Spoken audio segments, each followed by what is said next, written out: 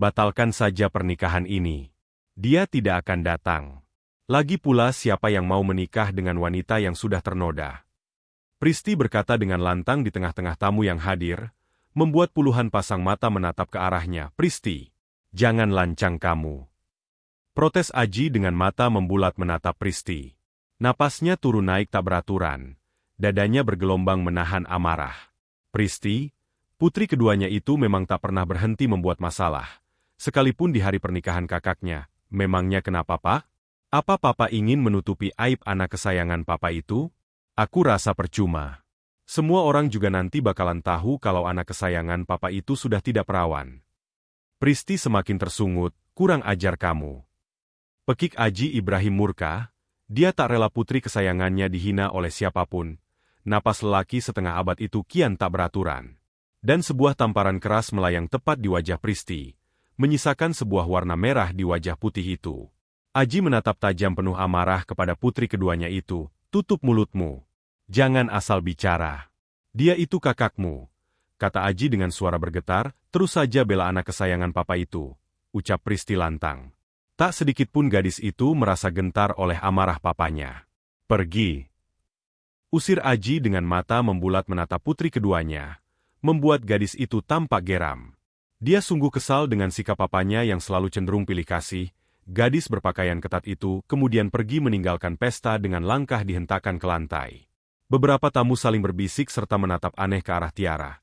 Pantes pengantin lelakinya tidak datang. Pengantin wanitanya udah tidak perawan rupanya. Ujar salah seorang tamu yang menatap sinis ke arah Tiara, yang sedang duduk tertunduk di depan meja akad. Tangannya sesekali meremas ujung kebaya yang dia pakai. Kebaya putih nan indah khas adat Jawa, iya. Dengar-dengar sih memang dia udah tidak perawan. Katanya sih diperkosa.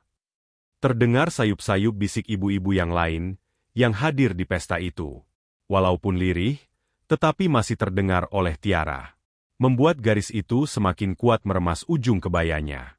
Rasanya harga dirinya seperti dikuliti saat ini. Halah bu, pasti dia itu bohong kalau diperkosa.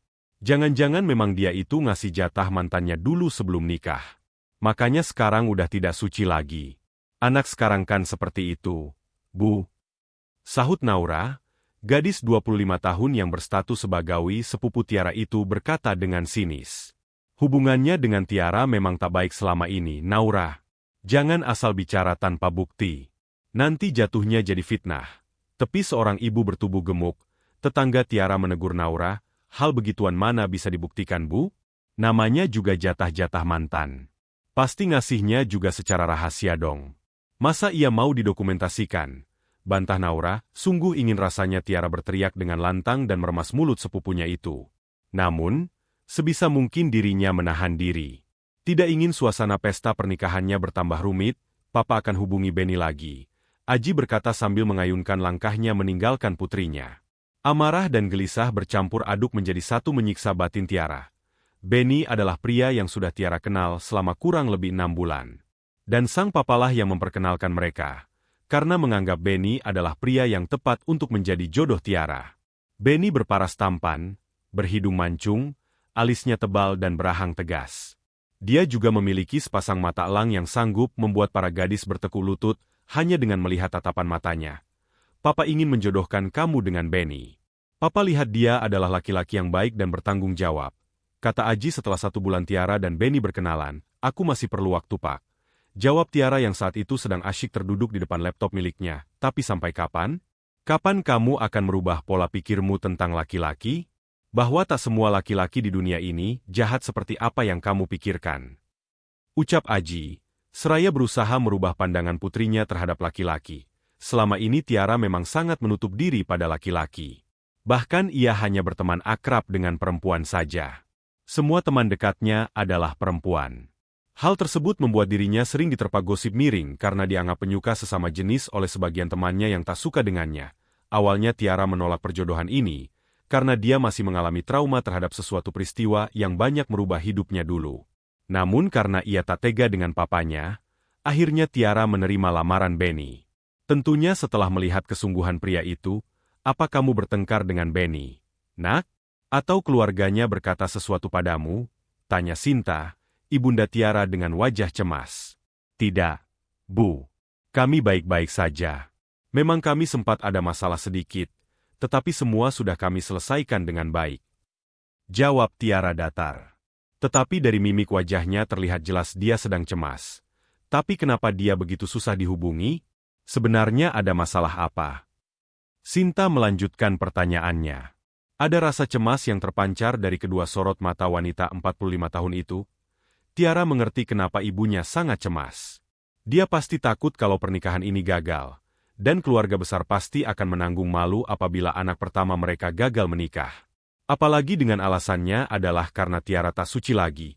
Mungkin ada suatu masalah di jalan. Bu, kita tunggu saja. Aku yakin Mas Benny adalah seorang pria yang baik, yang tidak akan mengingkari janjinya. Tiara berusaha menenangkan hati ibunya. Walaupun hatinya sendiri sedang dilanda gelisah saat ini, Ibu Sinta, akad nikahnya jadi apa tidak? Kami juga ada acara lain setelah ini, kata sepasang suami istri yang adalah sahabat Sinta, insya Allah jadi. Sabar ya, lagi dihubungi sama suamiku. Sinta berusaha menjawab dengan senyuman pertanyaan sahabatnya itu beberapa saat telah berlalu. Beberapa tamu bahkan sudah pulang karena tidak sabar menunggu kelanjutan acara pernikahan mereka. Sudah hampir 1 jam mereka menunggu Benny, tetapi pria yang sudah berjanji akan menikahi Tiara itu tak juga muncul. Aji juga terus berusaha menghubungi Benny, tetapi hasilnya nol.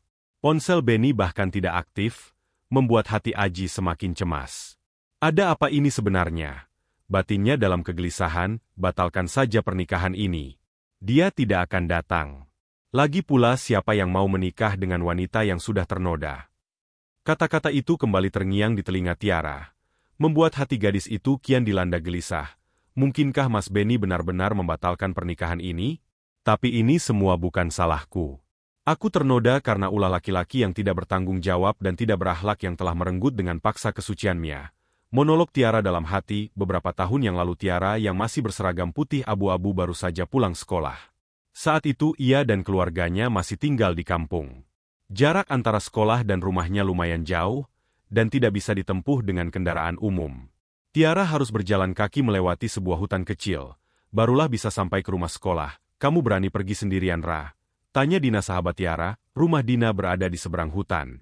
Biasanya Tiara akan menunggu di rumah Dina sampai papanya pulang dari tugasnya. Dahulu Aji adalah seorang guru SMA yang tinggal di sebuah perkampungan yang lumayan terpencil. Insya Allah aku berani. Papaku hari ini pulang malam karena ada acara perpisahan dengan kepala sekolahnya yang lama. Jawab Tiara. Walau jujur hatinya bimbang, atau kamu tunggu saja abangku. Nanti kalau dia pulang aku suruh dia antar kamu pulang. Dina memberi solusi. Kakak laki-lakinya bersekolah di kabupaten lain. Dan biasanya akan pulang jika sore hari, tidak usahlah. Lagi pula hari juga masih siang kok. Jawab Tiara sungkan. Ia tak enak dengan saran yang sahabatnya berikan. Kesannya jadi dia merepotkan abangnya Dina. Awas nanti kamu dicegat jin hutan. Ra. Hi. Dina menggoda Tiara sambil bergidik ngeri mengingat kata orang-orang kampung soal hutan angker itu. Katanya berbagai macam makhluk halus tinggal di pohon-pohon jati tua. Pohon-pohon yang usianya sudah ratusan tahun, yang ditanam di sepanjang jalan setapak di hutan itu, tidak masalah kalau jinnya ganteng. Hahaha, balas Tiara dengan ceria, mereka pun berpisah di ujung hutan perbatasan. Dina berjalan menuju rumahnya, sementara Tiara berjalan menuju ke dalam hutan. Hari masih siang. Sekitar jam 2 siang. Tetapi suasana hutan jati sudah sangat sepi dan lengang. Sempat ada rasa takut di hati Tiara, mengingat cerita beberapa warga sekitar tentang keangkeran hutan jati tersebut. Konon hutan ini pernah menjadi tempat pembantaian G30 SPKI zaman dahulu. Jadi penduduk percaya bahwa arwah-arwah korban pembantaian masih bergentayangan. Sempat terpikir bagaimana kalau dia ketemu hantu tanpa kepala, atau wanita yang menangis di bawah pohon. Sungguh membuat bulu kuduk bergidik ngeri. Tiara terus berusaha menepiskan segala rasa takutnya. Dan tetap mengayunkan langkahnya menyusuri jalan, setapak yang di kanan kirinya banyak pohon jati. Deretan doa pun tak lupa ia bacakan untuk memperkuat hatinya, akan tetapi, tiba-tiba di sebuah tempat yang agak gelap dengan rimbun dan semak, tanpa diduga sebuah tangan kekar menariknya ke dalam semak. Dengan cepat Tiara menyadari bahwa seorang laki-laki yang menarik tubuhnya. Kamu siapa? Lepaskan aku. Kata Tiara berusaha memberontak, tak ada kata yang keluar dari mulut laki-laki itu. Hanya dekapan yang semakin erat, membuat Tiara yang ketakutan berusaha memberontak. Tapi sayangnya tenaganya tak cukup kuat untuk melawan laki-laki tersebut, hingga sebuah kejadian yang tidak pernah ia bayangkan sebelumnya terjadi padanya. Kesucian gadis polos itu direnggut dengan paksa oleh laki-laki yang tidak dia kenali. Dan sialnya laki-laki tersebut menutupi wajahnya dengan masker. Tiara sama sekali tidak bisa mengenali wajah si pelaku jahanam tersebut. Beberapa bulan setelah kejadian tersebut, polisi berhasil menangkap orang yang memperkosa Tiara. Si pelaku ternyata adalah seorang laki-laki kesepian yang istrinya pergi ke luar negeri dalam jangka waktu yang lama. Ia terkenal sering mabuk-mabukan dan melakukan tindakan asusila di tempat-tempat sepi. Banyak warga yang telah melaporkannya ke pihak berwajib. Namun karena ia memilih hidup di hutan, polisi jadi sulit untuk menemukannya. Setelah kejadian itu, orang tua Tiara sangat terpukul. Terlebih saat melihat anak sulung mereka jadi trauma dan enggan bertemu atau berinteraksi dengan laki-laki kecuali papanya sendiri. Alhasil, Aji memutuskan untuk mutasi pekerjaan dan membawa anak dan istrinya ke kota untuk memulai hidup baru. Kembali ke masa kini, kami tidak bisa menunggu lagi. Masih banyak pasangan lain yang menunggu kehadiran kami. Akhirnya Pak Penghulu pun angkat bicara. Ia mengutarakan keluhannya kepada Aji, "Tunggu 5 menit lagi, Pak. Saya yakin calon menantu saya akan segera datang," jawab Aji meyakinkan. Walaupun hatinya juga ragu, Tiara yang dari tadi hanya duduk diam, refleks mengambil ponsel lalu menghubungi nomor Benny. Namun, panggilan itu hanyalah terjawab oleh suara operator. Membuat hatinya semakin gelisah tak menentu. Mungkinkah Mas Benny membatalkan pernikahan ini? Bukankah kemarin dia berjanji akan menikahiku dan menerimaku apapun keadaanku? Tetapi kenapa sampai saat ini dia belum datang? Batinnya semakin berkecamuk, hati Tiara semakin dilanda rasa gelisah saat waktu 5 menit yang diminta Aji sudah hampir habis. Sinta bahkan sudah terdiam dan duduk lemas di pojok ruangan. Para tamu juga sudah banyak yang pergi meninggalkan tempat acara. Hanya tinggal keluarga saja yang masih bersedia menunggu. "Pak Aji, mohon maaf saya harus pergi. Saya sudah menunggu hampir 2 jam lebih. Kasihan pasangan lain yang menunggu saya," kata Pak Penghulu, seraya berpamitan dengan sopan. Yang kemudian dijawab anggukan lemah oleh Aji, "Ya Allah, tega kamu Mas. Tega kamu mempermalukan aku dan keluargaku seperti ini. Sudah lupakah kamu akan janjimu pada kedua orang tuaku?" rintih Tiara dalam hati. Hampir saja air mata gadis itu luruh, hatinya sungguh sakit dan pilu, bahkan napasnya juga terasa sesak. Batalkan saja pernikahan ini. Dia tidak akan datang. Lagi pula siapa yang mau menikah dengan wanita yang sudah ternoda? Kata-kata Pristi kembali terngiang di telinga Tiara. Ternyata benar. Benny bukanlah pria yang tulus mencintainya seperti yang dia sangkakan selama ini. Dia ternyata hanya pria pemburu kesucian semata, tanpa mau melihat kebenaran yang ada. "Assalamualaikum." Tiba-tiba suara bariton terdengar dari arah pintu masuk. Atensi Tiara segera beralih ke suara bariton itu. Betapa bahagianya hatinya saat melihat sesosok pria gaganan tampan yang berdiri di depan pintu itu. "Mas Benny," pekik Tiara. Tak terlukiskan betapa bahagianya hati gadis itu. Ternyata Benny adalah pria yang berhati luas dan tak picik seperti sangkaannya barusan. "Maaf saya dan rombongan keluarga terlambat. Tadi ban mobil saya tiba-tiba kempes. Ingin mengabari, tapi sedang berada di daerah susah sinyal," kata pria tampan itu dengan penuh sopan santun. Kemudian ia duduk bersila di samping Tiara, tepat di depan penghulu yang hampir pergi meninggalkan acara. "Om, senang kamu datang, Nak. Tadi kami hampir saja membatalkan pernikahan ini," kata Aji yang dijawab senyuman tipis oleh Benny. "Alhamdulillah kamu cepat datang. Tante juga sudah sangat cemas. Apa kata teman-teman Tante dan juga orang-orang lainnya kalau pernikahan ini batal? Pasti kami semua akan menanggung malu," kata Sinta yang dijawab senyum tipis oleh Benny. "Baiklah acaranya, mari kita mulai, karena waktunya juga sudah mepet," Pak Penghulu berkata dengan yakin. Yang mana langsung diakan oleh pihak keluarga Tiara yang masih tersisa.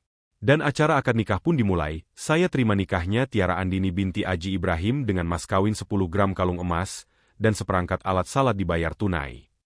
Ucapan lantang Benny itu sungguh menggetarkan hati Tiara. Ia seperti terbawa ke sebuah taman yang indah yang dikelilingi oleh kupu warna-warni. Hanya ada perasaan kebahagiaan di dalamnya. "Bagaimana saksi?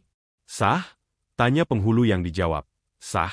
Oleh para saksi, Benny kemudian mengecup-ucup kepala istrinya itu. Dan Tiara langsung meraih punggung tangannya, lalu menciumnya dengan takzim untuk pertama kalinya. Keduanya pun tersenyum hangat seraya bertatapan dengan intens. Alhamdulillah sah, ucap Aji sembari tersenyum bahagia. Akhirnya putri sulungnya menikah juga. Akhirnya putrinya tidak takut lagi terhadap laki-laki. Sejak kejadian di hutan lalu, hati dan pikiran Aji selalu terbayang-bayang oleh rasa bersalah dan menganggap bahwa dirinya telah gagal menjadi seorang ayah. Ia tak bisa membayangkan betapa trauma dan terpukulnya perasaan putri sulungnya. Apalagi setelah kejadian itu, Tiara tak bisa bergaul sebagaimana gadis sebayanya. Namun setelah akad nikah tersebut, sungguh hatinya menjadi lega. Bagaikan menyingkirkan setumpuk gunung di atas kepalanya. Ia sangat bersyukur bahwa ternyata masih ada laki-laki baik dan tulus yang mau menerima putrinya apa adanya. Dan harapannya ke depannya kehidupan rumah tangga mereka akan selalu dilimpahkan dengan berkah. Dari kisah ini kita belajar bahwa kita tidak boleh menilai orang dari luka masa lalunya. Apalagi kalau luka tersebut terjadi karena sebuah musibah. Karena bagaimanapun posisi Tiara adalah korban, dan ia tak pernah menginginkan hal buruk itu terjadi padanya. Seharusnya sebagai sanak keluarganya, Pristi dan Naura harus mendukung agar Tiara bisa sembuh dari traumanya. Bukan justru memperparah keadaan dengan menyebarkan fitnah tentang aib tersebut. Tapi untungnya Tiara bertemu dengan pria yang tepat, yang bisa dengan tulus mencintainya dan menerima segala kekurangan yang ada pada dirinya. Bagaimana menurut kalian?